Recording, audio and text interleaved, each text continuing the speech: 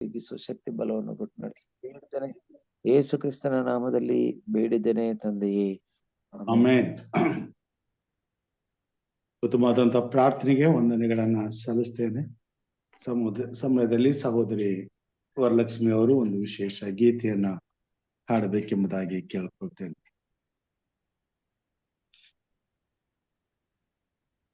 Sir ಹಾಡ್ತೀವಿ sir.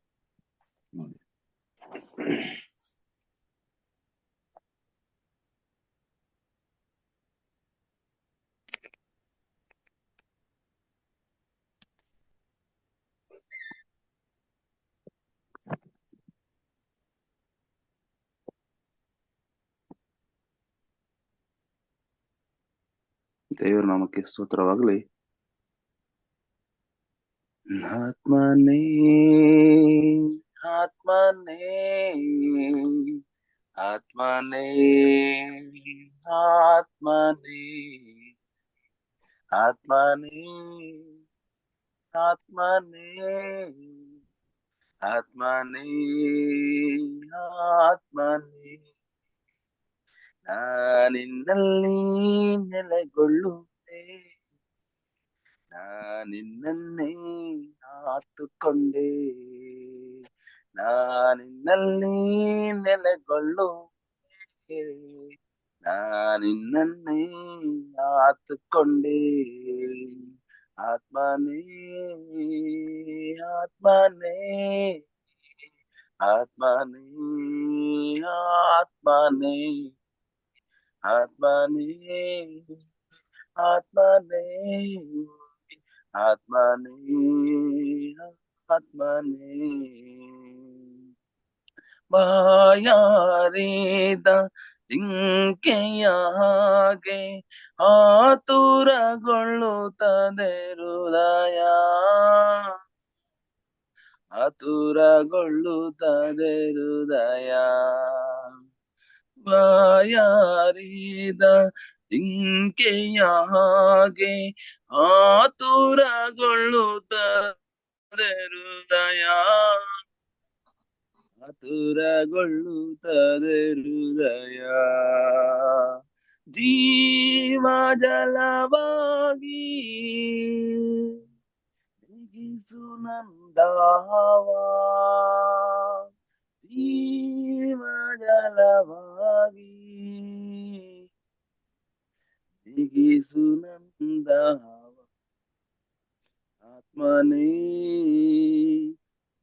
ಆತ್ಮನೇ ಆತ್ಮನೇ ಆತ್ಮನೇ ಆತ್ಮನೇ ಆತ್ಮನೇ ಆತ್ಮನೇ ಆತ್ಮನೇ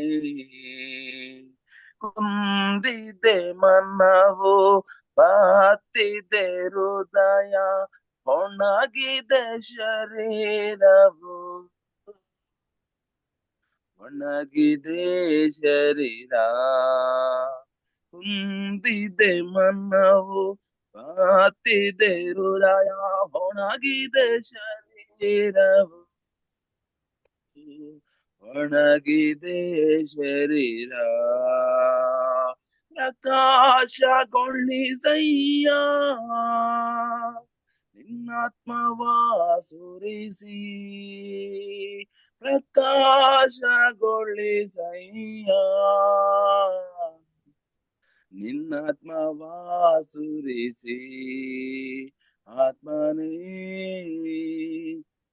ಆತ್ಮನೇ ಆತ್ಮನೇ ಆತ್ಮನೇ ಆತ್ಮನೇ ಆತ್ಮನೇ ಆತ್ಮನೇ ಆತ್ಮನೇ ನಾನಿನ್ನಲ್ಲಿ ನೆಲೆಗೊಳ್ಳುವೆ, ನಾನಿನ್ನನ್ನೇ ಆತುಕೊಂಡೆ, ನಾನಿನ್ನಲ್ಲಿ ನೆಲೆಗೊಳ್ಳುವೆ, ನಾನಿನ್ನನ್ನೇ ಆತುಕೊಂಡೆ. ಆತ್ಮನೇ ಆತ್ಮನೇ ಆತ್ಮನೇ ಆತ್ಮನೇ ಆತ್ಮನೇ ಆತ್ಮನೇ ಆತ್ಮನೇ ಆತ್ಮನೇ. ಆಮೀನ್. ಆಮೆನ್. ಉತ್ತಮವಾದಂತ ಹಾಡಿಗಾಗಿ ಸಹೋದರ ಮುನಿಸ್ ಅವರಿಗೆ ನಾನು ವಂದನೆಗಳನ್ನ ಸಲ್ಲಿಸ್ತೇನೆ. ಈ ಬೆಳಿಗ್ಗೆ ಸಂದೇಶದ ಸಮಯ, ಸಂದೇಶಕ್ಕೆ ನಾವು ಹೋಗೋಣ. ಈ ದಿನದ ಸಂದೇಶವನ್ನು ತರಲು ನಮ್ಮ ಹಿರಿಯರು ಟೇಬಲ್ ಪ್ರಕಾಶ್ ಅವರು ನಮ್ಮ ಜೊತೆಗಿದ್ದಾರೆ. ಕಳೆದ ಕೆಲವು ದಿನಗಳಲ್ಲಿ ನಮ್ಮೊಟ್ಟಿಗೆ ಸಂದೇಶವನ್ನ ಹಂಚಿಕೊಂಡಿದ್ದಾರೆ. ಕರ್ತನಾತ್ಮನ ಬಲದಿಂದ ಅವರು ಇವತ್ತು ಕೂಡ ನಮಗೆ ಸಂದೇಶವನ್ನ ಕೊಡಲು ಸಿದ್ಧರಾಗಿ ಬಂದಿರುವಾಗ ರಕ್ಷಕನಾದಂತ ಯೇಸು ಕ್ರಿಸ್ತನ ಮಧುರ ನಾಮದಲ್ಲಿ ಈ ದಿನದ ಸಂದೇಶಕ್ಕಾಗಿ ತಮ್ಮೆಲ್ಲರ ಪರವಾಗಿ ಅವರನ್ನ ಹೃತ್ಪೂರ್ವಕವಾಗಿ ಸ್ವಾಗತಿಸ್ತೇನೆ. ಹಾಗೂ ಈ ಸಮಯವನ್ನ ದೇವರ ಸಂದೇಶಕ್ಕಾಗಿ ಅವರಿಗೆ ಒಪ್ಪಿಸಿಕೊಡುತ್ತೇನೆ. ಈ ಸಮಯದಲ್ಲಿ ಅವರ ಸಂದೇಶಕ್ಕೆ ಭಾಷಾಂತರವನ್ನ ನಮ್ಮ ಹಿರಿಯರಾದಂತ ಚಿನ್ನಪ್ಪ ಸಾತ್ವಿಕ್ ಅವರು ಮಾಡ್ಬೇಕೆಂಬುದಾಗಿ ಕೇಳ್ಕೊಳ್ತೇನೆ. ಇದ್ದೀರಾ? ಇದ್ದೇನೆ. ಓಕೆ. Pastor ಇದ್ದೇನೆ. Okay, shall we start, Pastor? Yes. Okay. First of all, praise the Lord for his wonderful blessing this morning. ದೇವರನ್ನ ನಾವು ಆತನ ಆಶೀರ್ವಾದಕ್ಕಾಗಿ ಮೊಟ್ಟ ಮೊದಲು ಆತನಿಗೆ ಸ್ತುತಿಯನ್ನ ಸಲ್ಲಿಸೋಣ. I thank Pastor Raju for this wonderful opportunity given to me. Pastor ರಾಜ್ರವರಿಗೆ ನಾನು ವಂದನೆಗಳನ್ನ ಸಲ್ಲಿಸುತ್ತೇನೆ, ಒಳ್ಳೆಯ ಉತ್ತಮ ಅವಕಾಶವನ್ನು ಕೊಟ್ಟಿರುವುದಕ್ಕಾಗಿ. And also thank you, Mr. Chinappa, for translating for me. Chinnappa ಅವರಿಗೂ ಸಹ ನಾನು ಧನ್ಯವಾದಗಳನ್ನ ಸಲ್ಲಿಸ್ತಾ ಇದ್ದೇನೆ. And I appreciate Mr. John Davy for this wonderful song. John David ರವರು ಕೊಟ್ಟಂತಹ ಒಂದು ಒಳ್ಳೆಯ ವಿಶೇಷ ಗೀತೆಗೋಸ್ಕರ ಅವರನ್ನ ನಾನು ವಂದಿಸುತ್ತೇನೆ. This morning we all are very happy to celebrate the day beginning with prayer because we are in a new month. ನಾವು ಈ ಒಂದು ಮುಂಜಾನೆ ಈ ತಿಂಗಳಿನ ಹೊಸದಾಗಿ ನಾವು ಈ ಪ್ರಾರ್ಥನೆಯನ್ನ ನಾವು ಶುರು ಮಾಡುವುದಕ್ಕೋಸ್ಕರ ನಾವು ದೇವರಿಗೆ ಸ್ತುತಿ ಸಲ್ಲಿಸೋಣ. God's blessing is abundance upon every one of us.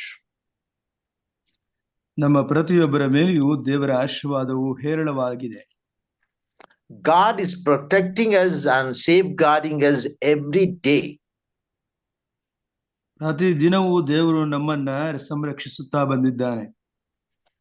And that's how we are there safe and happy today to live. ಹಾಗಾಗಿ ಇವತ್ತು ಸಹ ನಾವು ಸಂತೋಷವಾಗಿ ನಾವು ಜೀವಿಸುವಂತವರಾಗಿದ್ದೇವೆ. How this protection comes to us from God, we shall see today. ನಾವು ಕೇಳಿಕೊಳ್ಳುವಂತಹ ಅಥವಾ ನಮಗೆ ಬೇಕಾಗಿರುವಂತಹ ಈ ಸಂರಕ್ಷಣೆ ಈ ದೇವರಿಂದ ಹೇಗೆ ಬರುವುದಾಗಿದೆ ನೋಡೋಣ. What is our part in getting protection from God? ಈ ಒಂದು ಸಂರಕ್ಷಣೆಯ ವಿಷಯದಲ್ಲಿ ನಮ್ಮ ಒಂದು ಪಾತ್ರ ಏನಾಗಿದೆ? And what is God doing in protecting us? ನಮ್ಮನ್ನ ಸಂರಕ್ಷಿಸುವಂತಹ ದೇವರು ಯಾವ ರೀತಿಯಲ್ಲಿ ನಮ್ಮನ್ನ ಸಂರಕ್ಷಿಸುತ್ತಿದ್ದಾನೆ? Let us go to read few verses from the book of Psalms, 91st chapter. ಕೆಲವು ವಚನಗಳನ್ನ ನೋಡೋಣ. ಈ ಕೀರ್ತನೆಗಾರನು ಬರೆದಂತ ವಚನಗಳನ್ನು ನೋಡೋಣ. Let us go to the book of Psalms 91, 1 to 4 we will read. We will read in Kannada directly, 1 to 4. ಪರಾತ್ಪರನ ಮೊರೆ ಹೊಕ್ಕಿರುವವನು ಸರ್ವಶಕ್ತನ ಆಶ್ರಯದಲ್ಲಿ ಸುರಕ್ಷಿತನಾಗಿರುವನು. ನಾನು ಯೆಹೋವನಿಗೆ, ನೀನೇ ನನ್ನ ಶರಣನು, ನನ್ನ ದುರ್ಗವು, ನಾನು ಭರವಸವಿಟ್ಟಿರುವ ನನ್ನ ದೇವರು ಎಂದು ಹೇಳುವೆನು. ನಿನ್ನನ್ನು ಬೇಟೆಗಾರನ ಬಲೆಯಿಂದಲೂ ಮರಣಕರ ವ್ಯಾಧಿಯಿಂದಲೂ ತಪ್ಪಿಸುವವನು ಆತನೇ. ಆತನು ನಿನ್ನನ್ನು ತನ್ನ ರೆಕ್ಕೆಗಳಿಂದ ಒದಗಿಸುವನು. ಆತನ ಪಕ್ಕೆಗಳ ಮರೆಯನ್ನು ಆಶ್ರಯಿಸಿಕೊಳ್ಳುವಿ. ಆತನ ಸತ್ಯತೆಯೇ ನಿನಗೆ ಖೇಡ್ಯವು ಗುರಾಣಿಯೂ ಆಗಿದೆ ಎಂಬುದೇ. Thank you. And here you read 4 verses, and in 4 verses we get 4 points to ponder upon.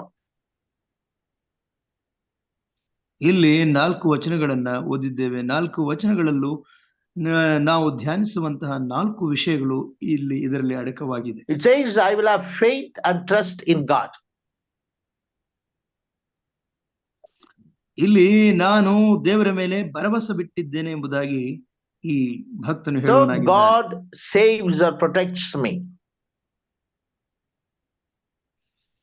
ಹಾಗಾಗಿ ದೇವರು ನನ್ನನ್ನ ಸಂರಕ್ಷಿಸುವಂತವನಾಗಿದ್ದಾನೆ. He will cover me with his wings. ತನ್ನ ರೆಕ್ಕೆಗಳಿಂದ ಒದಗಿಸುವವನಾಗಿದ್ದಾನೆ. Because he is a fortress and buckler. ಈತನೇ ನಮಗೆ ದುರ್ಗವು ಮತ್ತೆ ದುರ್ಗವಾಗಿದ್ದಾನೆ. Okay, what is a buckler? ಈ ದುರ್ಗವು ಗುರಾಣಿ ಎಂದರೆ The ಏನು? buckler is a steel plate with a handle.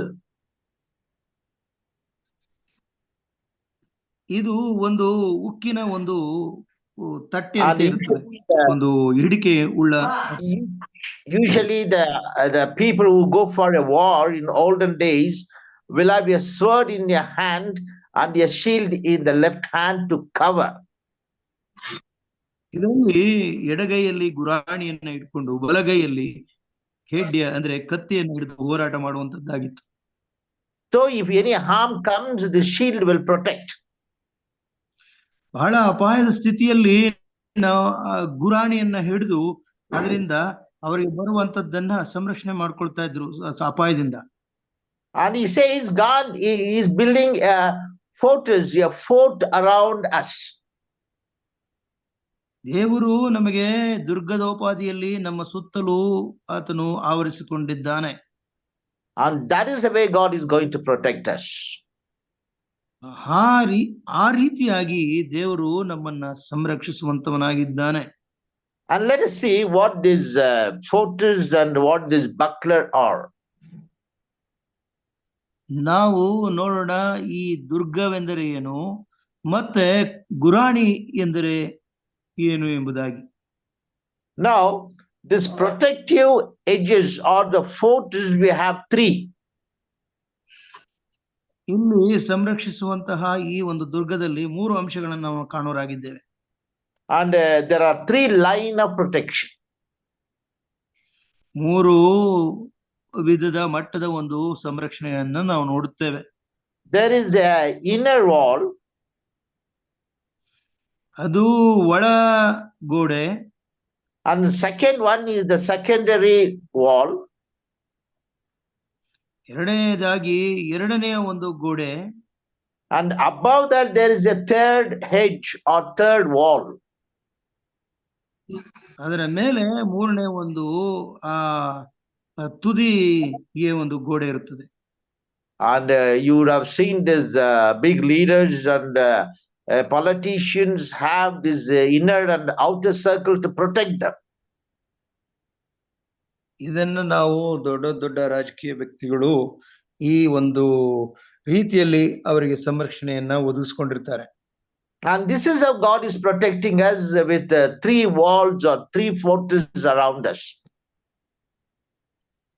ಈ ರೀತಿಯಾಗಿ ದೇವರು ನಮ್ಮ ಸುತ್ತಲೂ 3 ಸುತ್ತಿನ ಕೋಟೆಯನ್ನ ಆತನು ಇಟ್ಟು ಸಂರಕ್ಷಿಸುವನಾಗಿದ್ದಾನೆ. And we are safe and happy today because God has protected with 3 rounds of protection wall. ಈ ದಿನ ನಾವು ಭದ್ರತೆಯನ್ನ ದೇವರು ಒದಗಿಸುವುದರಿಂದ ನಾವು ಯಾವುದೇ ಒಂದು ತೊಂದರೆ ಇಲ್ಲದೆ ಸುಭದ್ರವಾಗಿದ್ದೇವೆ. Now I will explain to you what these 3 walls are.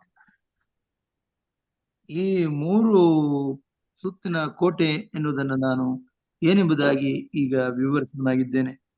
Let us go to the book of Job. ಯೋಬನ ಒಂದು ಪುಸ್ತಕಕ್ಕೆ ನಾವು ನಮ್ಮ ಬೈಬಲ್ನ ತಿರುಗಿಸೋಣ.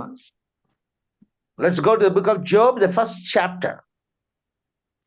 ಯೋಬ ಮೊದಲನೇ ಅಧ್ಯಾಯಕ್ಕೆ ನಮ್ಮ ಒಂದು ಸತ್ಯವೇದವನ್ನ ತೆರೆಯೋಣ. And the first protective wall is self. ಮೊದಲ ಒಂದು ಈ ಸಂರಕ್ಷಣಾ ಒಂದು ಕೋಟೆ ಅಂದ್ರೆ ನಮ್ಮ ಸ್ವಂತ. ದೇಹ Yes, exactly. ಸ್ವಂತ. We ourselves is the first protection. ನಾವು ನಮ್ಮಷ್ಟಕ್ಕೆ ಮೊದಲನೇ ಒಂದು ಸಂರಕ್ಷಣೆಯ ಗೋಡೆಯಾಗಿದ್ದೇವೆ. If we trust God and pray to God every time and live a good life, and that is the protection what God is giving us. ನಾವು ದೇವರನ್ನು ನಂಬಿ ಆತನ ಮೇಲೆ ಭರವಸೆ ಬಿಟ್ಟು ಪ್ರಾರ್ಥಿಸುವಾಗ ನಮಗೆ ಮೊದಲನೇ ಒಂದು ಸಂರಕ್ಷಣೆ ಒದಗಿ ಬರುತ್ತದೆ. And we will see the example of Job in this. Let us go to the first chapter, first verse. ಯೋಬನ ಒಂದು ಉದಾಹರಣೆಯನ್ನು ನೋಡೋಣ. 1ನೇ ಅಧ್ಯಾಯ 1ನೆಯ ಒಂದು ವಾಕ್ಯವನ್ನ ಓದೋಣ. ಊಚ್ ದೇಶದಲ್ಲಿ ಯೋಬನೆಂಬ ಒಬ್ಬ ಮನುಷ್ಯನಿದ್ದನು. ಅವನು ದೇವರಲ್ಲಿ ಭಯಭಕ್ತಿ ಉಳ್ಳವನಾಗಿ ಕೆಟ್ಟದ್ದನ್ನು ನಿರಾಕರಿಸುತ್ತಾ ನಿರ್ದೋಷಿಯು ಯಥಾರ್ಥ ಚಿತ್ತನು ಆಗಿದ್ದನು. So you find for his soul, he is the protector. ಹಾಗಾಗಿ ತನ್ನ ಆತ್ಮಕ್ಕೆ ಆತನ ಒಂದು ಪುನಃ ಸ್ವಭಾವದಿಂದ ಆತನು ತನ್ನನ್ನು ತಾನು ಸಂರಕ್ಷಿಸಿಕೊಳ್ಳುವನಾಗಿದ್ದಾನೆ. The Bible says Job was perfect, upright, and he feared God. ಆತನು ಒಳ್ಳೆಯ ಮನುಷ್ಯನಾಗಿದ್ದನು, ದೇವರಲ್ಲಿ ಭಯಭಕ್ತಿ ಉಳ್ಳವನಾಗಿದ್ದನು, ಕೆಟ್ಟದ್ದನ್ನ ನಿರಾಕರಿಸುವಂತ ನಿರ್ದೋಷಿ ಯಥಾರ್ಥ ಚಿತ್ತನೂ ಆಗಿದ್ದನು ಎಂಬುದಾಗಿ ನಾವು ವಾಕ್ಯದಲ್ಲಿ ನೋಡುತ್ತೇವೆ. So if we are perfect in front of God, if we fear God, and if we trust him, we are protected. ನಾವು ದೇವರ ಎದುರಿಗೆ ಭಯಭಕ್ತಿ ಉಳ್ಳವರಾಗಿದ್ದ ಪಕ್ಷದಲ್ಲಿ, ನಾವು ಕೆಟ್ಟದನ್ನ ನಿರಾಕರಿಸುವಂತವರು ನಿರ್ದೋಷಿಯಾಗಿದ್ದ ಪಕ್ಷದಲ್ಲಿ ನಾವು ಸಂರಕ್ಷಣೆ ಹೊಂದಿದವರಾಗಿರುತ್ತೇವೆ. If we are not accordingly living, then our wall is weak and we will be attacked by danger of Satan anytime. ಈ ಪ್ರಕಾರವಾಗಿ ನಾವು ನಮ್ಮ ಜೀವನವನ್ನ ಜೀವಿಸದೆ ಹೋದರೆ ಸೈತಾನು ಯಾವಾಗಲಾದರೂ ಇದರ ಮೇಲೆ ಆಕ್ರಮಣವನ್ನ ಮಾಡುವಂತನಾಗಿದ್ದಾನೆ. So ourself is the first protective wall God has given. ನಾವು ನಮ್ಮಷ್ಟಕ್ಕೆ ದೇವರಿಂದ ಕೊಡುವಂತಹ ಈ ಒಂದು ಸಂರಕ್ಷಣೆಯನ್ನ ಮೊದಲನೇ ಒಂದು ಗೋಡೆ ಅಥವಾ ಕೋಟೆಯ ಮೊದಲನೇ ಭಾಗ ಅಂತ ಹೇಳಬಹುದಾಗಿದೆ. Okay, what is the second round of protection? ಎರಡನೆಯ ಒಂದು ಸುತ್ತು, ನಮ್ಮ ಸಂರಕ್ಷಣೆಯ ಸುತ್ತುಗೋಡೆ ಯಾವುದನ್ನು ನೋಡೋಣ.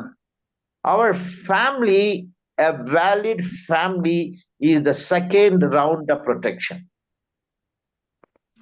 ನಮ್ಮ ಕೌಟುಂಬಿಕ ಅಂದ್ರೆ ಉತ್ತಮವಾದ ಕುಟುಂಬವು ನಮಗೆ ಎರಡನೆಯ ಒಂದು ಸಂರಕ್ಷಣೆಯ ಗೋಡೆಯಾಗಿದೆ. A God-fearing wife or a God-fearing parents or children, they are the second round of protection. ದೇವರಿಗೆ ಭಕ್ತಿಯುಳ್ಳ ತಂದೆ ತಾಯಿಗಳು, ಮಕ್ಕಳು ಮತ್ತು ನಮ್ಮ ಜೊತೆಗೆ ಜೀವಿಸುವಂತವರು ನಮಗೆ ಎರಡನೆಯ ಒಂದು ಸಂರಕ್ಷಣೆಯ ಗೋಡೆಯಾಗಿದ್ದಾರೆ. If they are God-fearing, then their prayer and their way of life will protect us from any danger or evil coming to us.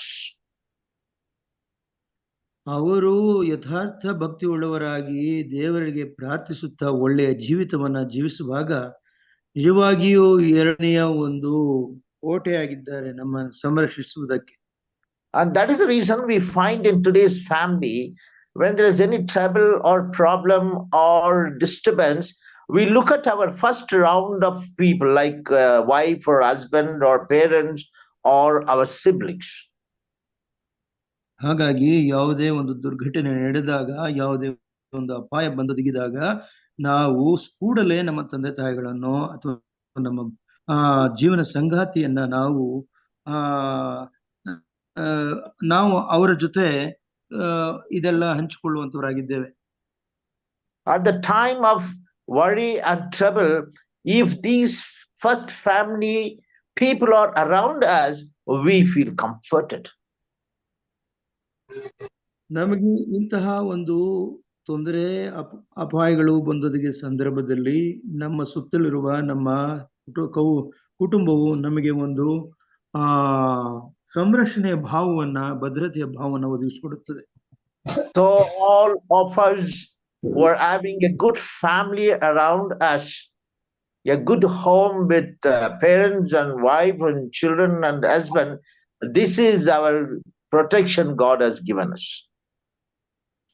ನಮಗೆ ದೇವರು ಕೊಟ್ಟಿರುವಂತಹ ಎರಡನೇ ಸಂರಕ್ಷಣೆ ಅಂದ್ರೆ ನಮ್ಮ ಸುತ್ತಲಿರುವಂತಹ ನಮ್ಮ ಕುಟುಂಬದ ಸದಸ್ಯರುಗಳು. And you find this in Job's life also. ಇಂತಹ ಒಂದು ಸಂರಕ್ಷಣೆಯನ್ನ ಯೋಬನ ಜೀವಿತದಲ್ಲೂ ನಾವು ನೋಡುವರಾಗಿದ್ದೇವೆ. Let us go to the second verse. ಎರಡನೆಯ ಒಂದು ವಚನಕ್ಕೆ ನಾವು ಇಲ್ಲಿ ನೋಡೋಣ, ವಚನವನ್ನು ನೋಡೋಣ. ಅವನಿಗೆ 7 ಗಂಡು ಮಕ್ಕಳು 3 ಮಂದಿ ಹೆಣ್ಣು ಮಕ್ಕಳು ಇದ್ದರು. ಅವನಿಗೆ second verse. This is the second round of protection he had.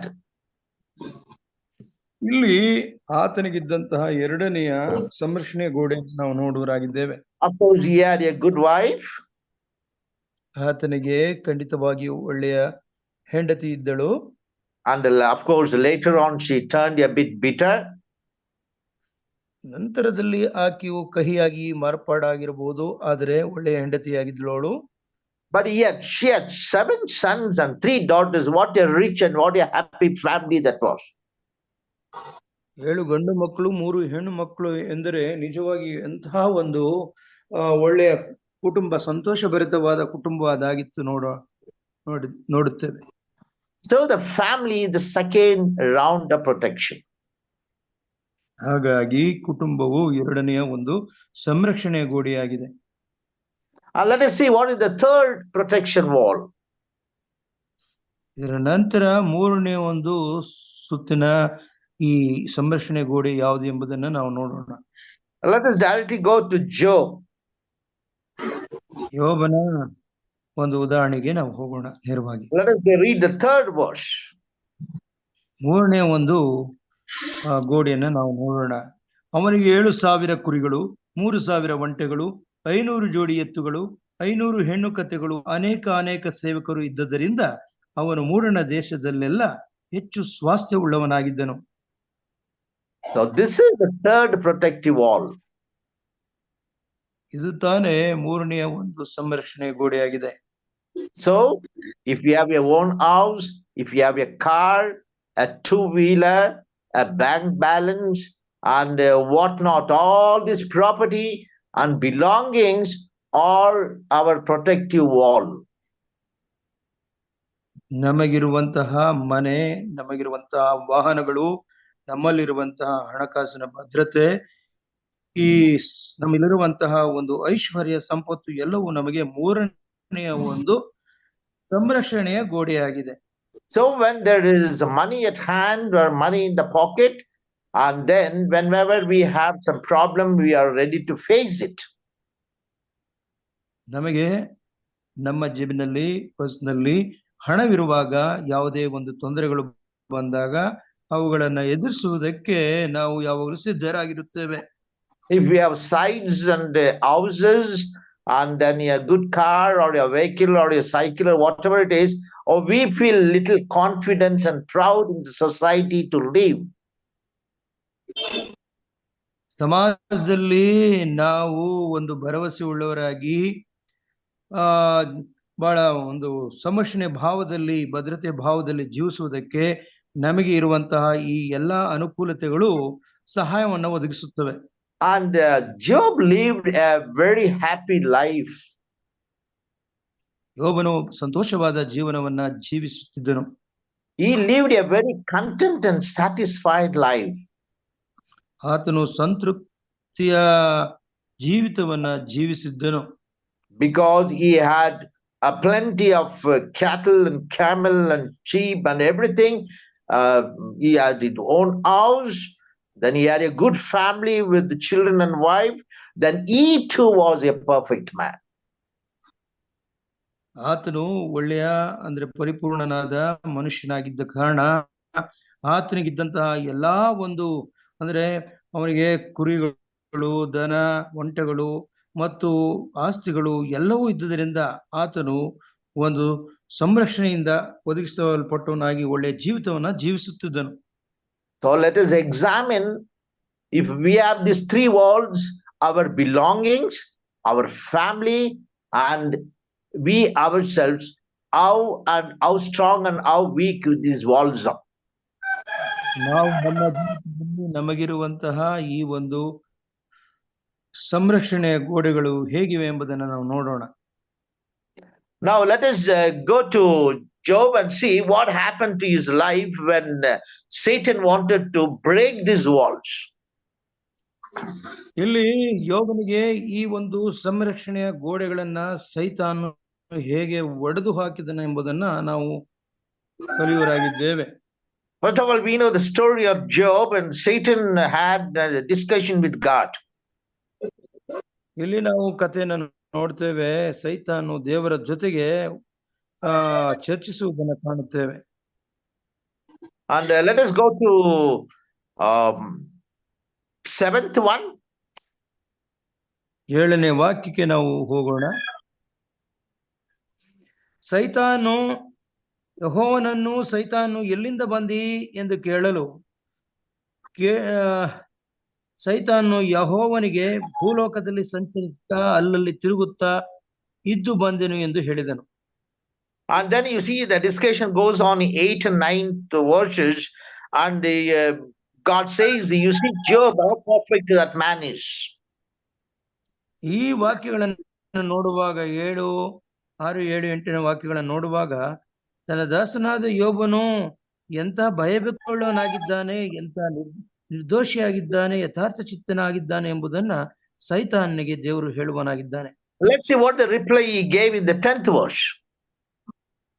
ಇದರಲ್ಲಿ ಸೈತಾನು ಕೊಟ್ಟಂತಹ ಒಂದು ಉತ್ತರವನ್ನ ನಾವು 10ನೇ ವಚನದಲ್ಲಿ ನೋಡೋರಾಗಿದ್ದೇವೆ. ನೀನು ಅವನಿಗೂ ಅವನ ಮನೆಗೂ ಅವನ ಎಲ್ಲಾ ಸ್ವಾಸ್ಥ್ಯಕ್ಕೂ ಸುತ್ತಮುತ್ತಲು ಬೇಲಿಯನ್ನು ಹಾಕಿದ್ದೀಯಲ್ಲ. ಅವನು ಕೈ ಹಾಕಿದ ಕೆಲಸವನ್ನು ನೀನು ಸಫಲಪಡಿಸುತ್ತಿರುವುದರಿಂದ ಅವನ ಸಂಪತ್ತು ದೇಶದಲ್ಲಿ ವೃದ್ಧಿಯಾಗುತ್ತಾ ಬಂದಿದೆ ಎಂಬುದೇ. So Satan agrees Job is perfect and happy because you have built a wall around him. ಸೈತಾನು ಈ ಯೋಬನ ವಿಷಯದಲ್ಲಿ ಒಪ್ಪಿಗೆ ಉಳ್ಳವನಾಗಿದ್ದ ಅವನ ಎಲ್ಲಾ ಒಂದು ಸಂರಕ್ಷಣೆಗೆ ನೀನು ಹಾಕಿರುವ ಬೇಲಿಯ ಕಾರಣ ಎಂಬುದಾಗಿ ಸೈತಾನು ಹೇಳುತ್ತಾನೆ. You have protected his wall. ನೀನು ಆತನ ಮನೆಯನ್ನ ಸುತ್ತಲೂ ಬೇಲಿಯನ್ನ ಹಾಕಿ ಸಂರಕ್ಷಣೆ ಮಾಡಿದ್ದೀಯಾ ಎಂಬುದಾಗಿ You have protected all his belongings. ಆತನಿಗಿರುವುದನ್ನೆಲ್ಲವನ್ನ ನೀನು ಸಂರಕ್ಷಣೆ ಮಾಡಿದ್ದೀಯಾ ಎಂಬುದಾಗಿ You have protected his family. ಆತನ ಕುಟುಂಬನೂ ಸಹ ನೀನು ಸಂರಕ್ಷಿಸಿದ್ದೀಯೇ ಎಂಬುದಾಗಿ You have protected Job also. Pardon, sir? You have protected Pardon Job. me, sir? You have protected Job. ನೀನು ಯೋಬನನ್ನ ಸಂಪೂರ್ಣವಾಗಿ ಸಂರಕ್ಷಣೆ ಮಾಡಿರುವುದಾಗಿ ಹೇಳುತ್ತಾನೆ. And now God is agreeing to remove the wall. ಇವಾಗ ದೇವರು ಈ ಸಂರಕ್ಷಣೆಯ ಗೋಡೆಯನ್ನ ತೆಗೆದು ಹಾಕುವುದಕ್ಕೂ ಸಹ ಸಿದ್ಧನಾಗಿದ್ದಾನೆ. And now let us go to the 12th verse. ನಾವು ಮತ್ತೆ ಈ which verse, sir? Verse 12. 12ನೇ ಒಂದು ವಚನವನ್ನ ನೋಡುವಾಗ ಯೆಹೋವನು ಸೈತಾನಿಗೆ ಅವನ ಸ್ವಾಸ್ಥ್ಯವೆಲ್ಲ ನಿನ್ನ ಕೈಯಲ್ಲಿದೆ ನೋಡು, ಆದರೆ ಅವನ ಮೈ ಮೇಲೆ ಮಾತ್ರ ಕೈ ಹಾಕಬೇಡ ಎಂದು ಅಪ್ಪಣೆ ಕೊಟ್ಟನು. ಆಗ ಸೈತಾನು ಯೆಹೋವನ ಸನ್ನಿಧಾನದಿಂದ ಹೊರಟು ಹೋದನು. Okay, now God says, I will not remove the inner protective wall upon him. ನಾನು ಒಳಗಿನ ಆ ಒಂದು ಗೋಡೆಯನ್ನ ಸಂರಕ್ಷಣೆ ಗೋಡೆಯನ್ನ ತೆಗೆದು ಹಾಕುವುದಿಲ್ಲ ಎಂಬುದಾಗಿ ಸ್ವಾಮಿ ಹೇಳಿದನು. Then God removed the secondary and the third walls. 2ನೇ ಮತ್ತು 3ನೇ ಒಂದು ಸಂರಕ್ಷಣೆಯ ಗೋಡೆಯನ್ನ ದೇವರು ತೆಗೆದು ಹಾಕುವುದಕ್ಕೆ ಅಪ್ಪಣೆ ಕೊಟ್ಟನು. And what happens when God removed the third round of protective wall? 3ನೇ ಆ ಸಂರಕ್ಷಣೆ ಗೋಡೆಯನ್ನ ತೆಗೆದು ಹಾಕಿದಾಗ ಏನಾಯಿತು ಎಂಬುದನ್ನು ನಾವು ನೋಡುತ್ತೇವೆ. When you read 14th to 17th, you will find he lost his property, he lost his cattle, he lost his servants, he lost everything belonging to him. That means the outer circle was broken. ಆತನು ಅವನಿಗಿದ್ದಂತಹ ಪ್ರಾಣಿಗಳನ್ನ, ಅವನಿಗಿದ್ದಂತಹ ಸ್ವಾಸ್ಥ್ಯವನ್ನ ಹಾಗೂ ಅವನಿಗಿರುವಂತಹ ಸೇವಕರನ್ನ ಎಲ್ಲರನ್ನೂ ಕಳೆದುಕೊಂಡದ್ರಿಂದ ಈ ಮೂರನೇ ಸಂರಕ್ಷಣೆಯ ಗೋಡೆ ಅಲ್ಲಿ ಬಿದ್ದು ಹೋಯಿತು. And later on you see in the 18th and 19th verse, 18 ಮತ್ತು 19ನೇ ವಚನಗಳನ್ನ ನಾವು ನಂತರ ನೋಡಿದಾಗ, God allowed the second wall to be broken. ಎರಡನೆಯ ಗೋಡೆಯೂ ಸಹ ಆತ ಬೀಳುವಂತೆ ಆತ ದೇವರು ಅನುಮತಿಸಿದನು. And you see there his sons and daughters were killed. ಇಲ್ಲಿ ನೋಡುತ್ತೇವೆ ಆತನ ಗಂಡು ಮಕ್ಕಳು ಹೆಣ್ಣು ಮಕ್ಕಳು ಕೊಲ್ಲಲ್ಪಟ್ಟರು. So even the second wall was broken. ಎರಡನೆಯ ಒಂದು ಆ ಸಂರಕ್ಷಣೆ ಗೋಡೆಯೂ ಸಹ ಬಿದ್ದು ಹೋಯಿತು. But you find in the 21st verse how strong the first wall was. ಆದರೆ ನಾವು 21ನೇ ವಚನದಲ್ಲಿ ಮೊದಲನೆಯ ಆ ಗೋಡೆ, ಸಂರಕ್ಷಣೆ ಗೋಡೆ ಎಷ್ಟು ಬಲಯುತವಾಗಿತ್ತು ಎಂಬುದನ್ನು ನೋಡುತ್ತೇವೆ. Let us read 21. 21ನೇ ವಚನ ಹೀಗೆ ಹೇಳುವುದಾಗಿದೆ, ಏನೂ ಇಲ್ಲದವನಾಗಿ ತಾಯಿ ಗರ್ಭದಿಂದ ಬಂದೆನು, ಏನೂ ಇಲ್ಲದವನಾಗಿಯೇ ಗತಿಸಿ ಹೋಗುವೆನು. ಯೆಹೋವನೇ ಕೊಟ್ಟನು, ಯೆಹೋವನೇ ತೆಗೆದುಕೊಂಡನು, ಯೆಹೋವನ ನಾಮಕ್ಕೆ ಸ್ತೋತ್ರವಾಗಲಿ ಎಂಬುದೇ. God made Job such a strong man with faith, and Job stood faithful even when the first, even in the outer and the secondary walls were broken. ಯೋಬನ ಆ ನಂಬಿಕೆಯು ಬಹಳ ದೃಢವಾಗಿದ್ದರಿಂದ ಎರಡನೆಯ ಮತ್ತು ಮೂರನೆಯ ಒಂದು ಸುತ್ತಿನ ಆ ಸಂರಕ್ಷಣೆ ಕೋಟೆ ಕುಸಿದು ಬಿದ್ದಾಗ್ಯೂ ಆತನು ದೃಢವಾಗಿಯೇ ಇದ್ದನು. So this morning, if we are happy with good health and strength, God is protecting you from the first wall.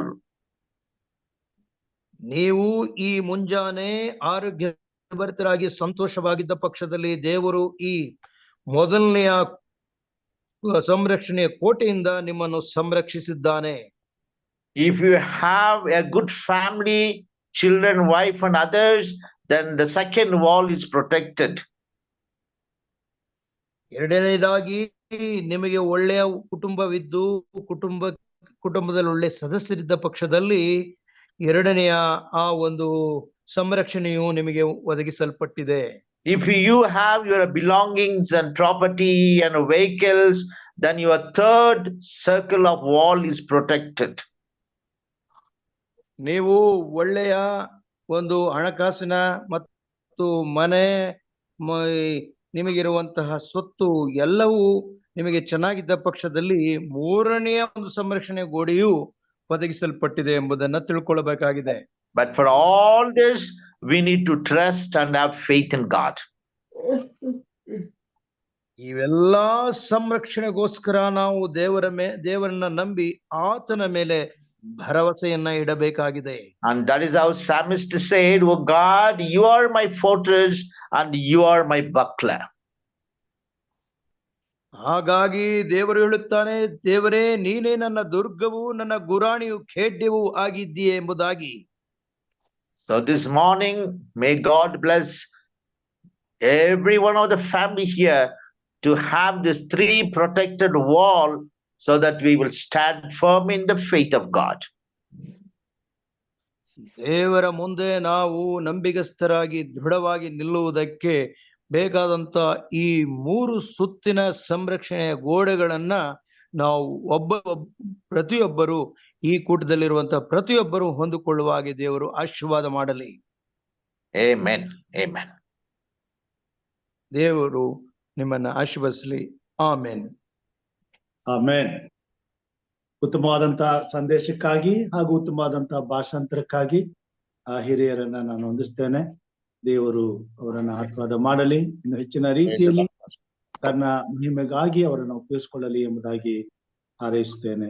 Thank you sir for your good message. Thank you. ಈ ಸಮಯದಲ್ಲಿ ನಾವು ಪ್ರಾರ್ಥನೆ ವಿಜ್ಞಾಪನೆಗಳಿಗೆ ಹೋಗೋಣ.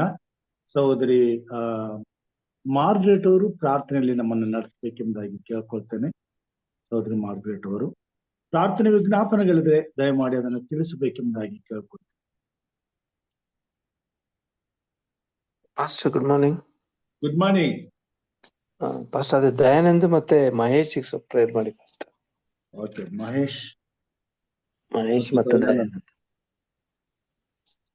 ಪಾಸ್ಟ್ರೆ, ನನ್ನ ಆರೋಗ್ಯಕ್ಕೋಸ್ಕರ ಪ್ರಾರ್ಥನೆ ಮಾಡಿ ಪಾಸ್ಟ್ರೆ. ಓಕೆ, ಜಾನ್ ಡೇವಿಡ್ ಅವರ ಆರೋಗ್ಯಕ್ಕಾಗಿ ಪ್ರಾರ್ಥನೆ ಮಾಡೋಣ. ದಯಾನ್ ಮತ್ತು ಮಹೇಶ್ ಅವರ ಆರೋಗ್ಯಕ್ಕೋಸ್ಕರ ಪ್ರಾರ್ಥನೆ ಮಾಡೋಣ. ಮತ್ತೆ ನಮ್ಮ ಮಗ ರಾಜು ರಿಚರ್ಡ್ಸನ್ಗೆ, ರಾಜು ರಿಚರ್ಡ್ಸನ್ ಅವರ ಪರೀಕ್ಷೆಗಾಗಿ ಪ್ರಾರ್ಥನೆ ಮಾಡೋಣ. ಹಾಗೆ ವಜ್ರಮ್ಮ ಮತ್ತು ಜಯಮ್ಮ ಇವರ ಆರೋಗ್ಯಕ್ಕೋಸ್ಕರ ಪ್ರಾರ್ಥನೆ ಮಾಡೋಣ. ಮತ್ತೆ ಸಹೋದರಿ ಚಂದ್ರಮಾಲಾ ಎಂಬುದಾಗಿ ಅವರು ಯಾರಿಗೆ ಒಂದು ಸಾಲಕ್ಕಾಗಿ ಅವರು ಮೀಡಿಯೇಟರ್ ಆಗಿ ಅಂತಂದ್ರೆ ಅವರು ಸಾಕ್ಷಿಯಾಗಿ ನಿಂತಿದ್ದಾರೆ. ಅವ್ರು ಕಟ್ಟಿಲ್ಲ, ಎಲ್ಲ ಓಡೋಗಿದ್ದಾರೆ. ಈಗ ಅವರು ಬಂದು 3 ಲಕ್ಷ ರೂಪಾಯಿ ಇವ್ರನ್ನ ಕೊಡ್ಬೇಕು ಅಂತ ಹೇಳಿ ಬಾಧಿಸ್ತಿದ್ದಾರೆ. ಅವ್ರು ನೆನ್ನೆ ಚರ್ಚಲ್ಲಿ ಬಂದು ಹತ್ಕೊಂಡ ನನಗೋಸ್ಕರ ಪ್ರಾರ್ಥನೆ ಮಾಡಿ, ನನ್ಗೇನು ಮಾಡ್ಬೇಕು ಗೊತ್ತಿಲ್ಲ ಅಂತ ಹೇಳಿ ಕೇಳ್ಕೊಂಡಿದ್ದಾರೆ. ಅವ್ರಿಗೋಸ್ಕರ ಪ್ರಾರ್ಥನೆ ಮಾಡ್ಬೇಕೆಂಬುದಾಗಿ ಕೇಳ್ಕೊಳ್ತೀನಿ, ಚಂದ್ರಮಾಲಾ ಎಂಬುದಾಗಿ. ಸೊ KP ರವಿ ಅವರ ಕುಟುಂಬಕ್ಕಾಗಿ, ಅವರ ಬಿಸ್ನೆಸ್ಗಾಗಿ ಮತ್ತು ಬಳ್ಳಾರಿ ಸಭೆಯ ದುರಸ್ತಿಗಾಗಿ ಪ್ರಾರ್ಥನೆ ಮಾಡ್ಬೇಕೆಂಬುದಾಗಿ ಕೇಳ್ಕೊಂಡಿದ್ದಾರೆ. PUC ಮಕ್ಕಳ ಪರೀಕ್ಷೆ ನಡೀತದೆ, ಆ ಪರೀಕ್ಷೆಗಾಗಿ ಪ್ರಾರ್ಥನೆ ಮಾಡ್ಬೇಕೆಂಬುದಾಗಿ. ಸಹೋದರಿ ಮ್ಯಾಗಿ ಅವರು. ಸರಿ ಪಾಸ್ಟರ್, ಪ್ರಾರ್ಥಿಸೋಣ. ಭೂಪರಲೋಕಗಳ ಒಡೆಯನಾದ ನಮ್ಮ ತಂದೆ ದೇವರ ಸ್ವಾಮಿ, ಸುಂದರವಾದ ಮುಂಜಾನೆ ವೇಳೆಯಲ್ಲಿ ನಾವೆಲ್ಲರೂ ಚಿಕ್ಕ ಗುಂಪಾಗಿ ನಿನ್ನ ಪಾದ ಸನ್ನಿಧಾನದಲ್ಲಿ ನಮ್ಮನ್ನು ಬರಮಾಡಿದಿ. ಕರ್ತನೆ, ನಾಮಕ್ಕೆ ಸ್ತೋತ್ರ ಸ್ವಾಮಿ. ತಂದೆ, ರಾತ್ರಿ ವೇಳೆಲ್ಲ ನಿನ್ನ ಕೃಪೆಯಿಂದ ನಮಗೆ ಸುಖವಾದ ನಿದ್ರೆಯನ್ನು ಕೊಟ್ಟು ಎಲ್ಲ ಅಪಾಯಗಳಿಂದ ನಮ್ಮನ್ನು ಪಾರು ಮಾಡಿ ಸ್ವಾಮಿ, ಮುಂಜಾನೆ ವೇಳೆಯಲ್ಲಿ ನಮ್ಮೆಲ್ಲರನ್ನು ಆರೋಗ್ಯವಂತರನ್ನಾಗಿ ಎದ್ದೇಳ ಮಾಡಿ ಕರ್ತನೆ, ಈ ಪ್ರಾರ್ಥನಾ ಕೂಟದಲ್ಲಿ ಭಾಗಿಯಾಗುವಂತೆ ನಮ್ಮನ್ನು ಆಶೀರ್ವಾದಕ್ಕೋಸ್ಕರ ನಾಮಕ್ಕೆ ಅನಂತ ಸ್ತೋತ್ರವಾಗ್ಲಿ ರಕ್ಷಕ. ಈ ಸಮಯದಲ್ಲಿ ಸ್ವಾಮಿ, ಎಲ್ಲ ಪ್ರಾರ್ಥನಾ ವಿಜ್ಞಾಪನೆಗಳನ್ನು ನಿನ್ನ ಪರಿಶುದ್ಧವಾದ ಪಾದದ ಅಡಿಯಲ್ಲಿ ನಾವು ಇಡ್ತಿದ್ದೇವೆ ಸ್ವಾಮಿ. ಮುಖ್ಯವಾಗಿ ಈಗ ಪ್ರಾರ್ಥಲಿಕ್ಕೆ ಹೋಗುವಂತ ಪ್ರಾರ್ಥನೆಗೋಸ್ಕರ ಕೇಳಿಕೊಂಡಿರುವಂತ ಮಿಸ್ಟರ್ ದಯಾನಂದ್ ಹಾಗೂ ಮಹೇಶ್ ಅವರನ್ನು ವಿಶೇಷವಾದ ರೀತಿಯಲ್ಲಿ ಆಶೀರ್ವದಿಸು. ಅವ್ರಿಗಿರುವಂತ ಎಲ್ಲ ಬಲಹೀನತೆ, ಕುಂದುಕೊರತೆಗಳನ್ನೆಲ್ಲ ನೀಗಿಸು ಸ್ವಾಮಿ. ಅವರಿಗೆ ಭಾಗ್ಯವನ್ನು ಕೊಡು. ಕೌಟುಂಬಿಕ ಕಲಹದಲ್ಲಿ ಯಾವುದೇ ರೀತಿಯಲ್ಲಿ ಅವರು ಬಾಧಿತರಾಗಿದ್ದರೂ ಸಹ ನೀನು ಅದನ್ನು ಬಿಡುಗಡೆಗೊಳಿಸಲು ಶಕ್ತನಾಗಿರುವಾಗ ನಿನ್ನನ್ನು ನಾವು ಪ್ರಾರ್ಥಿಸುತ್ತಿದ್ದೇವೆ ಸ್ವಾಮಿ. ನಮ್ಮ ಪ್ರಾರ್ಥನೆಗೆ ಕಿವಿಗೂಡ ಕುಟುಂಬನ ಆಶೀರ್ವದಿಸಿ ಬಲಪಡಿಸು. ಹಾಗೂ ಮಿಸ್ಟರ್ ಜಾನ್ ಡೇವಿಡ್ ಅವರ ಒಂದು ಆರೋಗ್ಯಕ್ಕೋಸ್ಕರ ನಾವು ಪ್ರಾರ್ಥಿಸೋಳಾಗಿದ್ದೇನೆ ತಂದೆ. ಈ ಲೋಕದಲ್ಲಿ ನಮಗೆ ಎಷ್ಟು ಐಶ್ವರ್ಯ ಸಂಪತ್ತುಗಳಿದ್ದರೂ ಸಹ ಸ್ವಾಮಿ, ಆರೋಗ್ಯವಿಲ್ಲದಿದ್ದರೆ ಯಾವುದು ನಮಗೆ ಕೆಲಸಕ್ಕೆ ಬಾರದಾಗಿದೆ ಸ್ವಾಮಿ. ಆದುದರಿಂದ ಈ ಮಗನಿಗೆ ಬೇಕಾಗಿರುವ ಆರೋಗ್ಯವನ್ನು ದಯಪಾಲಿಸಿಕೊಡು ಸ್ವಾಮಿ. ಅವರ ನಡುನೆತ್ತಿಂದ ಅಂಗಾಲವರೆಗೆ ಅವರನ್ನು ಸ್ಪರ್ಶಿಸಿ ಸ್ವಸ್ಥತೆಯನ್ನು ಕೊಡು ಸ್ವಾಮಿ. ಯಾವುದೇ ರೀತಿಯಲ್ಲಿ ಅವರು ಬಾಧಿಸಲ್ಪಟ್ಟಿರುವಾಗ ಸಹ ಸ್ವಾಮಿ, ನೀನು ನಿನ್ನ ಕೃಪೆಗಳ ಹಸ್ತದಿಂದ ಅವರನ್ನು ಮುಟ್ಟು, ನಿನ್ನ ಗಾಯಗಳ ಹಸ್ತದಿಂದ ಅವರನ್ನು ಮುಟ್ಟು ಸ್ವಾಮಿ. ಅವರಿಗೆ ಸೌಖ್ಯವನ್ನು ಅನುಗ್ರಹಿಸಿಕೊಡು ಸ್ವಾಮಿ. ತಂದೆಯ ಆರೋಗ್ಯವಂತರಾಗಿ ಜೀವಿಸಿ ನಿನ್ನ ನಾಮಕ್ಕೆ ಸ್ತುತಿ ಸ್ತೋತ್ರಗಳನ್ನು ಸಲ್ಲಿಸುವಂತ ಸೌಭಾಗ್ಯವನ್ನು ನೀನು ಅನುಗ್ರಹಿಸಿಕೊಡು ಸ್ವಾಮಿ. ಹಾಗೂ ರಿಚರ್ಡ್ಸನ್ಗೋಸ್ಕರ ನಾನು ಪ್ರಾರ್ಥಿಸೋಳಾಗಿದ್ದೇನೆ. ಆ ಮಗನು ತನ್ನ ಪರೀಕ್ಷೆಗೋಸ್ಕರ ಹೋರಾಡುತ್ತಿರುವಾಗ ರಕ್ಷಕನೇ, ಆತನ ಪರೀಕ್ಷಾ ಒಂದು ವಿಷಯವನ್ನು ನಿನ್ನ ಕರಗಳಿಗೆ ಒಪ್ಪಿಸಿದ್ದೇನೆ ಸ್ವಾಮಿ. ಏನೇ ಅಡಚಣೆಗಳು, ಅಡ್ಡಿ ಆತಂಕಗಳಿದ್ದ ಪಕ್ಷದಲ್ಲಿ ಅವುಗಳನ್ನೆಲ್ಲ ಯೇಸುವಿನ ನಾಮದಲ್ಲಿ ಬಿಡುಗಡೆಗೊಳಿಸಿ ಆ ಮಗನು ಸುರಕ್ಷಿತವಾದ ರೀತಿಯಲ್ಲಿ ನಿನ್ನ ಚಿತ್ತವಿದ್ದರೆ ಪರೀಕ್ಷೆ ಬರೆಯುವಂತ ಸೌಭಾಗ್ಯವನ್ನು ಕೊಡು ಸ್ವಾಮಿ. ಆತನು ನಿನ್ನ ಪರಿಶುದ್ಧವಾದ ಸಬ್ಬ ದಿನದಲ್ಲಿ ಆಸಕ್ತಿ ಹೊಂದಿ ಸ್ವಾಮಿ, ಆ ದಿನದಲ್ಲಿ ಪರೀಕ್ಷೆ ಬರೆಯಬಾರದೆಂಬುದಾಗಿ ಮನಸ್ಸು ಮಾಡಿರುವಾಗ ನೀನು ಅವನಿಗೆ ಉತ್ತೇಜನ ಕೊಡು, ಸ್ಫೂರ್ತಿ ಚೈತನ್ಯವನ್ನು ಕೊಡು ಸ್ವಾಮಿ. ಆತನ ಆಶೆ ಆಕಾಂಕ್ಷೆಗಳನ್ನು ನೀನು ಈಡೇರಿಸಿಕೊಡು ಸ್ವಾಮಿ. ಯಾಕಂದ್ರೆ ಆ ಮಗನು, ತಂದೆ ತಾಯಿಗಳು ನಿನಗೋಸ್ಕರ ಅವರು ಸಾಕ್ಷಿಯಾಗಿ ನಿಂತಿರುವಾಗ ನೀನು ಅವರನ್ನು ಆಶೀರ್ವದಿಸಿ ಬಲಪಡಿಸು. ಹಾಗೂ ವಜ್ರಮ್ಮ, ಜಯಮ್ಮ ಇವರ ಒಂದು ಆರೋಗ್ಯಕ್ಕೋಸ್ಕರ ಸಹ ಪ್ರಾರ್ಥಿಸಲಾಗಿದ್ದೇನೆ ತಂದೆ. ಈ ಮಕ್ಕಳನ್ನು ನೀನು ಕಾಪಾಡಿ ರಕ್ಷಿಸು ಸ್ವಾಮಿ. ಅವರ ಒಂದೊಂದು ಅಂಗಾಂಗಗಳನ್ನು ಮುಟ್ಟಿ ಸ್ವಸ್ಥತೆಯನ್ನು ಕೊಡು ಸ್ವಾಮಿ. ಯಾವ ಅನಾರೋಗ್ಯತೆಗಳು ಅವರನ್ನು ಬಾಧಿಸದಂತೆ ಕಾಪಾಡು. ಯಾಕಂದ್ರೆ ಅವರನ್ನು ಸೃಷ್ಟಿಸಿದಾತ ದೇವರು, ಅವರನ್ನು ಅರಿತ ದೇವರು ನೀನಾಗಿದ್ದಿ ಸ್ವಾಮಿ. ಅವರ ಕಾಯಿಲೆ ಕಷ್ಟಗಳನ್ನೆಲ್ಲ ನೀಗಿಸು ಸ್ವಾಮಿ. ತಂದ್ರೆ, ವಜ್ರಮ್ಮನಿಗೆ ಆಗಿರುವಂತ ಕಣ್ಣಿನ ಆಪರೇಷನ್ ಅನ್ನು ಕರಗಳಿಗೊಪ್ಪಿಸ್ತಿದ್ದೀನಪ್ಪ. ಇನ್ನು ಮುಂದಿನ ಎಲ್ಲ ಔಷಧೋಪಚಾರಗಳಲ್ಲಿ ನೀನು ಅವರನ್ನು ಕಾಪಾಡಿ ರಕ್ಷಿಸು. ಯಾವ ಕೇಡು ಸಂಭವಿಸದಂತೆ ಅವರ ಕಣ್ಣುಗಳು ಕಾಣುವಂತೆ, ಅವರಿಗೆ ಒಳ್ಳೆ ದೃಷ್ಟಿ ಬರುವಂತೆ ನೀನು ಆಶೀರ್ವದಿಸು ಕರ್ತ. ಹಾಗೂ ಚಂದ್ರಮಾಲ ಅವ್ರಿಗೋಸ್ಕರ ಪ್ರಾರ್ಥಿಸಲಾಗಿದ್ದೇನೆ. ಆ ಮಗಳು ಕಷ್ಟದಲ್ಲಿರುವಾಗ ಸ್ವಾಮಿ ಅವರ ಹಣವನ್ನು ಇತರಿಗೆ ಕೊಟ್ಟಿದ್ದಾರೆ ಸ್ವಾಮಿ, ಸಾಲ. ಈಗ ಅದನ್ನು ಹಿಂಪಡೆಯುವುದಕ್ಕೋಸ್ಕರ ಅವರು ಹೋರಾಡ್ತಿರುವಾಗ ರಕ್ಷಕ ನೀನು ಅವರನ್ನು ಕಾಪಾಡು. ಆ ಹಣವನ್ನು ತೆಗೆದುಕೊಂಡಿರುವಂತ ವ್ಯಕ್ತಿಯ ಮನಸ್ಸಿನಲ್ಲಿ ನೀನು ಮಾತನಾಡು ಸ್ವಾಮಿ. ಅವರ ಮನಸ್ಸಿನಲ್ಲಿ ಮಗಳ ಬಗ್ಗೆ ದಯಕರುಣೆಯನ್ನು ಅನುಗ್ರಹಿಸಿಕೊಟ್ಟು ಅವರು ತೆಗೆದುಕೊಂಡಿರುವ ಸಾಲವನ್ನು ಹಿಂತಿರುಗಿ ಕೊಡುವಂತ ಮನಸ್ಸನ್ನು ಅವರಿಗೆ ಕೊಡು. ಪವಿತ್ರಾತ್ಮನವರಲ್ಲಿ ಕಾರ್ಯ ಮಾಡಲಿ ಸ್ವಾಮಿ. ಆ ಹಣವು ಈ ಮಗಳಿಗೆ ಅಗತ್ಯವಾಗಿರುವಾಗ ಅದನ್ನು ನೀನು ಪೂರೈಸಿಕೊಡುವಾತ ದೇವರಾಗಿರು ಕರ್ತ. ಹಾಗೂ ಮಿಸ್ಟರ್ ರವಿ ಅವರ ಬಿಸ್ನೆಸ್ಗೋಸ್ಕರ ನಾನು ಪ್ರಾರ್ಥಿಸಲಾಗಿದ್ದೇನೆ. ಅವರು ಕೈ ಹಾಕಿರುವ ಈ ಒಂದು ಯೋಜನೆಯನ್ನು ಸಫಲಗೊಳಿಸಿ ಕರ್ತನೆ ಸ್ವಾಮಿ.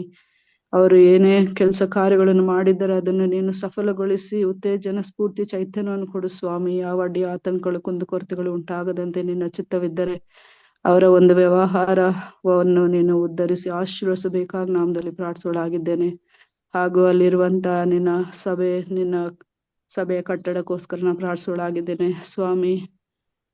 ಮಗನು ಈ ಸಭೆಯ ಒಂದು ಕಟ್ಟಡಕ್ಕೋಸ್ಕರ, ಅದರ ಒಂದು ಜೀರ್ಣೋದ್ಧಾರಕ್ಕೋಸ್ಕರ ಪ್ರಯತ್ನ ಪಡುತ್ತಿರುವಾಗ, ಯೋಜನೆಗಳನ್ನು ಹಾಕಿಕೊಂಡಿರುವಾಗ ರಕ್ಷಕನ ಅದು ನಿನ್ನ ಆಲಯ ಸ್ವಾಮಿ. ಅದು ಒಳ್ಳೆಯ ರೀತಿಯಲ್ಲಿ ಜೀರ್ಣೋದ್ಧಾರ ಹೊಂದಿ ಕರ್ತನೆ ಈ ಒಂದು ಆಲಯವು ಅನೇಕರಿಗೆ ಪ್ರಾರ್ಥನಾ ಆಲಯವಾಗಿ ಇರುವಂತೆ ನೀನು ಬಲಪಡಿಸಿ ರಕ್ಷಿಸು. ಅನೇಕರು ಈ ಆಲಯಕ್ಕೆ ಬಂದು ಸೇರಿ ನಿನ್ನ ನಾಮವನ್ನು ಕೃತಜ್ಞತೆಯಿಂದ ಅವರು ನಿನ್ನನ್ನು ಕೊಂಡಾಡಿ ಹರಿಸುವಂತ ಸೌಭಾಗ್ಯವನ್ನು ಕೊಡು ಸ್ವಾಮಿ.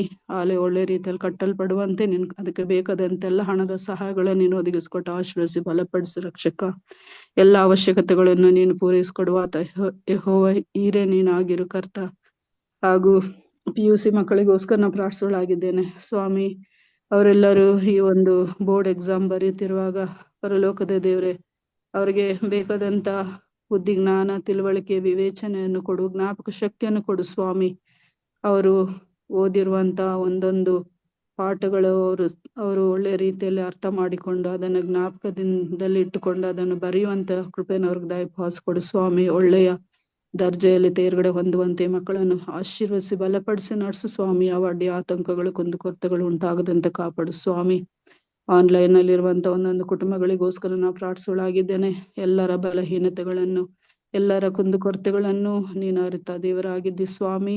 ದೈನಂದಿನ ಅವಶ್ಯಕತೆಗಳನ್ನು ನೀನು ಪೂರೈಸಿಕೊಡುವಾತ ತಂದೆ ದೇವರಾಗಿರು ಸ್ವಾಮಿ. ಯಾರಾದರೂ ಈ ಸಮಯದಲ್ಲಿ ಹಾಸಿಗೆ ಹಿಡಿದಿದ್ದಾರೆ ಅವರನ್ನು ಕೈ ಬಿಡದೆ ರಕ್ಷಿಸಪ್ಪ. ಅವರು ತೆಗೆದುಕೊಳ್ಳುವಂತಹ ಆಹಾರ, ನೀರು, ಔಷಧೋಪಚಾರಗಳೇ ನಿನ್ನ ಆಶೀರ್ವಾದವಿರಲಿ. ಇವರ ಮನೆಗಳು ಎಂದ ಅನ್ನಶೂನ್ಯವಾಗದಂತೆ ಕರ್ತನೆ ಇವರನ್ನು ಹೇರಳವಾದ ರೀತಿಯಲ್ಲಿ ಆಶೀರ್ವದಿಸಿ ಬಲಪಡಿಸಿ ರಕ್ಷಿಸ್ತಾ ಬರಬೇಕಾಗಿ ಎಲ್ಲ ಆಶೀರ್ವಾದಗಳನ್ನು ಯೇಸು ಕ್ರಿಸ್ತನ ದಿವ್ಯನಲ್ಲಿ ಬೇಡಿದ್ದೇನೆ ನಮ್ಮ ತಂದೆ, ಆಮೆನ್.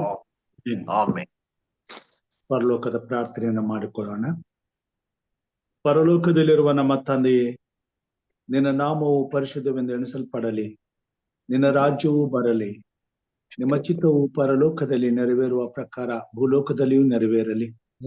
ನಮ್ಮ ಅನುದಿನದ ಆಹಾರವನ್ನು ಈ ಹೊತ್ತು ನಮ್ಮದೇ ಪಾಲಿಸಿಕೊಡು. ನಮಗೆ ತಪ್ಪು ಮಾಡಿದವರನ್ನು ನಾವು ಕ್ಷಮಿಸದಂತೆ ನಮ್ಮ ತಪ್ಪುಗಳನ್ನು ಕ್ಷಮಿಸು. ನಮ್ಮನ್ನು ಶೋಧನೆಯೊಳಗೆ ಸೇರಿಸದೆ ಕೇಡಿನಿಂದ ತಪ್ಪಿಸು. ಯಾಕೆಂದರೆ ರಾಜ್ಯವು, ಬಲವು, ಮಹಿಮೆಯು ಸದಾ ಕಾಲ ನಿನ್ನದೇ ಸ್ವಾಮಿ. ಆಮೆನ್. ನಮ್ಮ ತಂದೆಯಾದ ದೇವರ ಪ್ರೀತಿಯು, ನಮ್ಮ ರಕ್ಷಕನಾದಂತ ಯೇಸು ಕ್ರಿಸ್ತನ ಕೃಪೆಯು, ಪರಿಶುದ್ಧಾತ್ಮ ದೇವರ ಅನುನ್ನತಿಯು, ಐಕ್ಯತೆಯು, ಸಹವಾಸವು ಈಗಲೂ ಯಾವಾಗಲೂ ನಿರಂತರವು ಕೂಡಿ ಬಂದಿರುವಂತಹ ದೇವ ಮಂದಿಯ ಸಂಗಡ, ಅವರ ಕುಟುಂಬ ಮಕ್ಕಳ ಸಂಗಡ, ಬಂಧು ಬಳಗದವರ ಸಂಗಡ, ಹಾಗೂ ಸ್ವಾಮಿ ಪ್ರಾರ್ಥನೆ ವಿಜ್ಞಾಪನೆಗಳನ್ನು ಮಾಡಿರುವಂತಹ ನಿನ್ನ ಭಕ್ತರ ಸಂಗಡ ಈ ಒಂದು ಕಾರ್ಯಕ್ರಮದಲ್ಲಿ ಭಾಗವಹಿಸಿ ನಿನ್ನನ್ನು ಕೊಂಡಾಡಿರುವಂತ, ನಿನ್ನ ವಾಕ್ಯವನ್ನು ಹೇಳಿರುವಂತ, ನಿನಗೆ ಆಗಿ ಸ್ವಾಮಿ ಸೇವೆಯಲ್ಲಿ ನಿರತರಾಗಿರುವಂತ ನಿನ್ನ ಮಂದಿಯ ಸಂಗಡ ಇಂದು ಎಂದು ಸದಾಕಾಲ ನೆಲೆಯಾಗಿರಲಿ ಸ್ವಾಮಿ. ಆಮೆನ್. ದೇವರ ಪರಿಶುದ್ಧವಾದ ನಾಮಕ್ಕೆ ಸ್ತೋತ್ರವಾಗಲಿ. ಈ ದಿನದ ಕಾರ್ಯಕ್ರಮವನ್ನ ಅತ್ಯುತ್ತಮವಾಗಿ ದೇವರ ಆತ್ಮನ ಬಲದಿಂದ ನಡೆಸಲು ಎಲ್ಲಾ ರೀತಿಯ ಸಹಾಯಗಳನ್ನ ಒದಗಿಸಿಕೊಟ್ಟಂತ ದೇವರಿಗೆ ಸ್ತೋತ್ರವನ್ನ ಸಲ್ಲಿಸುತ್ತಾ ಕೂಡಿ ಬಂದಿರುವಂತಹ ತಮ್ಮೆಲ್ಲರಿಗೂ ಹೃತ್ಪೂರ್ವಕವಾದ ಧನ್ಯವಾದಗಳನ್ನ ಸಲ್ಲಿಸ್ತೇನೆ.